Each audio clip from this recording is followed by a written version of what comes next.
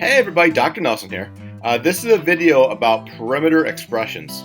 So we're going to do some problems together on the first page, and then you have a chance to pause the video and try some problems on your own, and then at the end you can see how you did.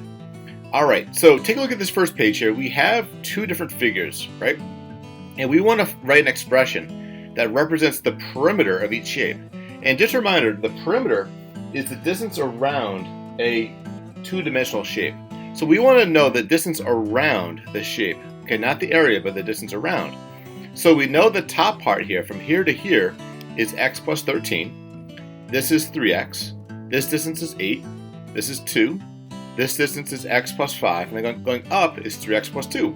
So what we have to do is we have to first write an expression containing all these different terms. So it's going to be 3x plus 2. And then we're going to add the top one, which is x plus 13. Now I'm going to add the 3x.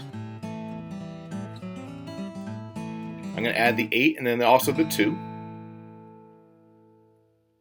And then finally I'm going to add the x plus 5. So what we've done is we've created a giant expression that when we simplify it is going to be the expression used to get the perimeter. So now we need to combine like terms. So I can combine the 3x and the x, which is 4x, and another 3x, which is going to be 7x, and then one last x over here, which is going to be 8x. So the sum of the x's is going to be 8x. And now I need to add the constants. So we have 2 plus 13 is 15, plus 8 is 23, plus 2 more is 25, and then plus 5 more is 30. So our expression that represents the perimeter of the shape is 8x plus 30. Alright, now the second one is a little more complex because notice the top we have 3a plus 4, and then down here we have 6. This distance is 2, but look at this distance here. We don't know what that is or what this one here is, right? Okay, so what we have to do is we have to use the other sides to figure out what that distance is going to be. So if you notice from here to here, this distance is 6. And we know that from here to here, this distance is 4, right? So that means from here down to here has to be the difference between 6 and 4, which is 2. So if I do 6 take away 4, I know this right here is now going to be a 2. All right? But now we need to figure out what this distance from here to here is going to be. All right?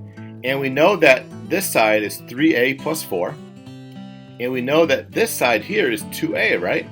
So if I subtract the 2a from a 3a plus 4, that will give us just an a plus 4. So this distance is an a plus 4. All right? So now what we can do is now we can write an expression like we did over here, okay, to come up with the perimeter. So I'm going to use a different color here. I'm going to go with, I'm going to write up here too. So it's going to be 3a plus 4 plus, this is going to be 6. And then the bottom part is our 2a right here, plus 2a. And then plus a 2. And then plus an a plus 4. I'm going to write down like this here, a plus 4.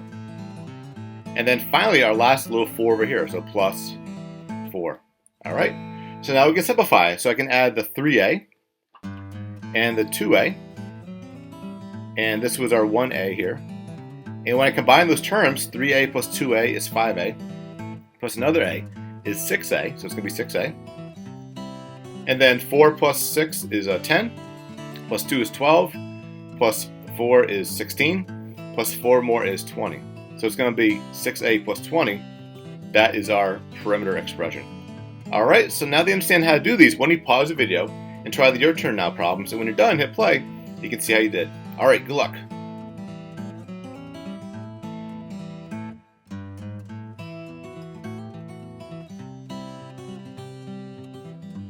Alright, welcome back. Let's see how you do these practice problems. So the first one you had was a triangle. So we know that the perimeter is going to be the sum of the three sides. So our expression is going to be 2x plus 3, and then plus the x plus 1, and then plus the 3x.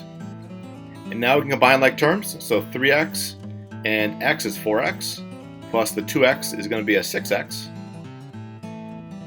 And then the 3 plus a 1 will give us a sum of a 4, so it's going to be 6x plus 4. So that's the answer for the first one. Now the second one isn't quite as direct because we have a rectangle. And notice all we have is the length and the width. But I know that if this side here is 3x plus 4, well, this side down here is the exact same length, right? So I could write another 3x plus 4 right here. And I know this side here is 5x plus 2, which means this side over here has to also be a 5x plus 2. All right, so now we can write our expression. So it's going to be 3x plus 4 plus 3x plus 4, because we have two of them. And then plus 5x plus 2 plus 5x plus 2.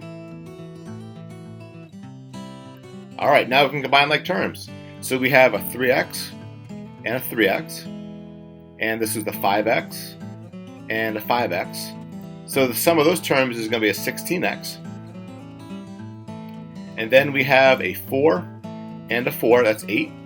And then we have a 2, which adds up to 10. And then 2 more, which is 12. So 16x plus 12, that should have been your expression to find the perimeter of that shape. All right, how'd you do?